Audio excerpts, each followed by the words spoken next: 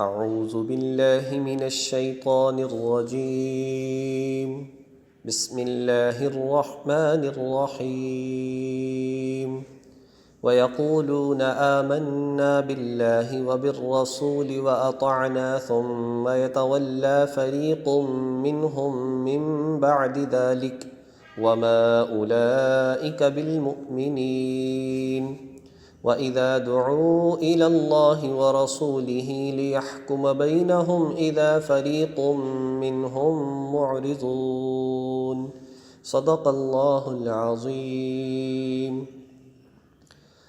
وَيَقُولُونَ آمَنَّا بِاللَّهِ وَبِالرَّسُولِ، اور یہ منافق لوگ کہتے ہیں کہ ہم اللہ پر اور رسول پر ایمان لے آئے ہیں، وَأَطَعْنَا، اور ہم فرما بردار ہو گئے ہیں، ثُمَّ يَتَوَلَّى فَرِيقٌ مِّنْهُم مِّن بَعْدِ ذَلِكَ، پھر ان میں سے ایک گروہ اس کے بعد بھی منہ موڑ لیتا ہے، وَمَا أُولَئِكَ بِالْمُؤْمِنِينَ، یہ لوگ حقیقت میں مومن نہیں ہیں۔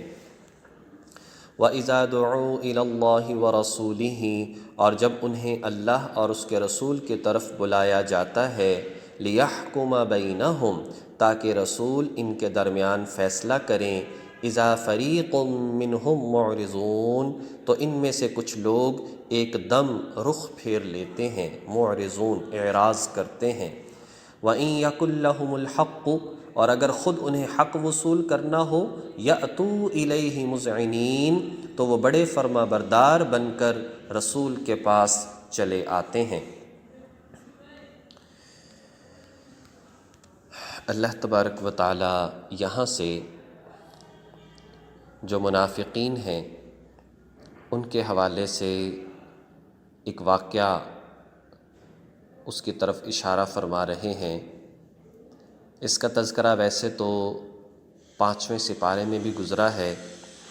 دراصل بات یہ تھی کہ بشر نامی ایک منافق تھا، اس کا اور ایک یہودی کا زمین پر جھگڑا ہو گیا۔ زمین دراصل یہودی کی تھی، لیکن قبضہ بشر منافق کا تھا جو اپنے آپ کو مسلمان ظاہر کرتا تھا۔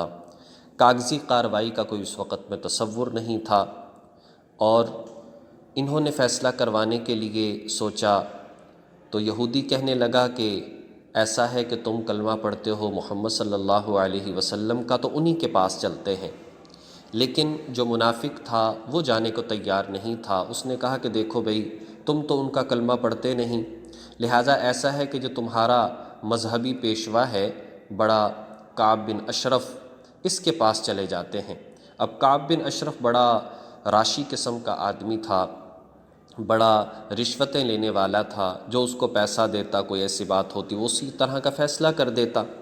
تو بہرحال یہ معاملہ جو ہے لوگوں کے سامنے آیا، ایک محلے میں رہنے والے تھے تو تمام لوگوں نے کہا یہ مناسب نہیں، تمہیں چاہیے کہ تم محمد عربی صلی اللہ علیہ وسلم کے پاس جاؤ، اس لیے کہ ان کے بارے میں کسی کو کوئی اعتراض نہیں ہے۔ جب مجبور کیا تو وہ دونوں حضور کے پاس چلے گئے، سارا معاملہ اپنا سامنے رکھا، تو حضور علیہ السلام نے دلائل سن کر یہودی کے حق میں فیصلہ فرما دیا۔ اب جب وہاں سے باہر نکلے تو منافق جو تھا وہ کہنے لگا کہ دیکھو ایسا ہے کہ ہم حضرت عمر کے پاس چلتے ہیں، ان سے بھی فیصلہ کروا لیتے ہیں۔ اب ظاہر ہے کہ منافق تو یہ بات چاہتا تھا کہ جی مجھے چونکہ مسلمان سمجھا جائے گا، اور حضرت عمر تو بڑے سخت ہیں غیر مسلموں کے معاملے میں، تو ادھر میرے حق میں کوئی فیصلہ ہو جائے گا۔ تو اور یہودی کو بھی اس بات کا اندازہ تھا کہ یہ غلط بیانی کر رہا ہے، حضور کے فیصلے کے بعد کسی اور سے فیصلہ کروانے کا انجام کیا ہوگا، تو وہ بھی خوشی سے تیار ہو گیا۔ جب نبی علیہ السلام کے پاس سے حضرت عمر کے پاس پہنچے اور جا کر یہ معاملہ رکھا، جب فیصلہ حضرت عمر رضی اللہ تعالیٰ عنہ کرنے لگے تو وہ یہودی کہنے لگا کہ آپ ایک دفعہ یہ سن لیجئے کہ ہم حضور سے یہ فیصلہ کروا کر آئے ہیں اور حضور نے میرے حق میں کیا ہے۔ بس اس بات کا حضرت عمر رضی اللہ تعالیٰ عنہ کے سامنے آنا تھا، تو فرمایا کہ دیکھو بھئی بات یہ ہے کہ میں دو قوموں کا یہ معاملہ ہے، دو بندوں کا معاملہ ہوتا کسی ایک قوم کے الگ بات تھی، یہ دو قوموں کا معاملہ ہے، یعنی بظاہر مسلمانوں اور یہود کا معاملہ ہے تو بڑا معاملہ ہے، بعد میں اختلافات ان دونوں قوموں کے اندر بڑھ سکتے ہیں، تو حضور کے پاس ہی جانا چاہیے۔ لیکن کہا جی کہ ہم تو فیصلہ کروا کر آئے ہیں، اور حضور علیہ السلام نے یہودی کے حق میں یہ فیصلہ کر دیا تھا۔ حضرت عمر رضی اللہ تعالیٰ عنہ اس بات کو سن کر غصے بھی ہوئے اور اندر سے تلوار لائے اور منافق کا سر قلم کر دیا کہ جو حضور کے فیصلے کے بعد پھر بھی یہ سمجھتا ہو کہ فیصلہ کیا جائے تو پھر عمر اس کی تلوار ہی اس کا فیصلہ کر سکتی ہے، چنانچہ اس کا سر قلم کر دیا گیا۔ تو اس اعتبار سے یہاں پر اللہ تبارک و تعالیٰ یہ بات ارشاد فرما رہے ہیں کہ یہ جو منافق لوگ ہیں، ان سے جب کہا جاتا ہے کہ اپنا معاملہ اللہ تبارک و تعالی، اللہ کے رسول صلی اللہ علیہ وسلم کے سامنے لے آؤ اور ان کی اطاعت اور فرما برداری کرو، تو وہ کہتے ہیں کہ اطاعت تو ہم کرتے ہیں لیکن اس کے باوجود اس سے پھر جاتے ہیں۔ حقیقت بات یہ ہے کہ سچے اور صدق دل سے ایمان لانے والے نہیں ہیں، اور انہیں جب کہا جاتا ہے کہ اللہ کے رسول سے فیصلہ کروا لو تو ان میں سے ایک گروہ ایسا ہے جس کے دل کے اندر روگ ہو، وہ اپنا رخ پھیر لیتا ہے۔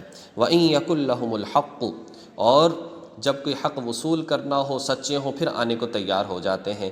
انسان کو پتہ ہے جب اسے پتہ ہو کہ میں سچا ہوں، برحق ہوں، تو کہیں بھی جانے کو تیار ہوتا ہے۔ اس لیے اعتراض نہیں ہوا اس یہودی کو، اس نے جب کہا، جس طرف کا کہا تو وہ جانے کو تیار ہو گیا، لیکن ادھر کھوٹ تھی تو اس لیے معاملہ جو ہے وہ الٹ بھی اسی کے اوپر پڑا۔ الیہ مذعنین، جب ایسا کوئی معاملہ ہوتا ہے پھر حضور کے پاس چلے آتے ہیں۔ وجہ کیا ہے؟ افی قلوبہم مرض، کیا ان کے دلوں میں کوئی مرض ہے؟ ام ارتابو، یا یہ شک میں پڑے ہوئے ہیں، ام یخافون، یا انہیں اندیشہ ہے اس بات کا، ان یحیف اللہ علیہم ورسولہ، اللہ اور اس کا رسول ان پر ظلم ڈھائے گا۔ بل اولئک هم الظالمون، نہیں بلکہ ظلم ڈھانے والے تو خود یہ لوگ ہیں۔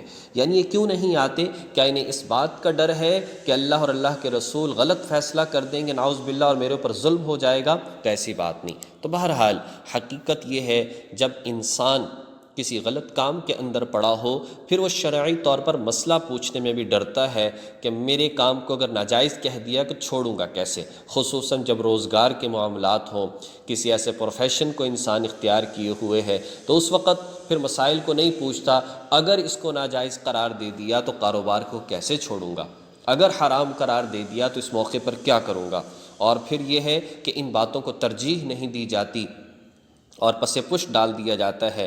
آج بھی مسلمان حکمرانوں کو دیکھ لیجئے، وہ قرآن و حدیث کو اپنی طرف موڑنا چاہتے ہیں، خود اس کی طرف مڑنا نہیں چاہتے، قرآن و حدیث کو بدلنا چاہتے ہیں، خود اپنے آپ کو نہیں بدلتے۔ تو دیکھنا یہ چاہیے کہ اللہ تعالیٰ کی ذات کا حکم کیا ہے، اور اس حکم کے مطابق انسان کو اپنا آپ بنانا چاہیے، نہ یہ کہ قرآن و حدیث کے مفہوم کو موڑنے اور اپنی طرف جھکانے کی کوشش کرے اور غلط طریقے سے عمل کرتا رہے۔ اللہ تبارک و تعالیٰ توفیق عمل نصیب فرمائے۔ وآخر دعوانا ان الحمد للہ رب العالمین۔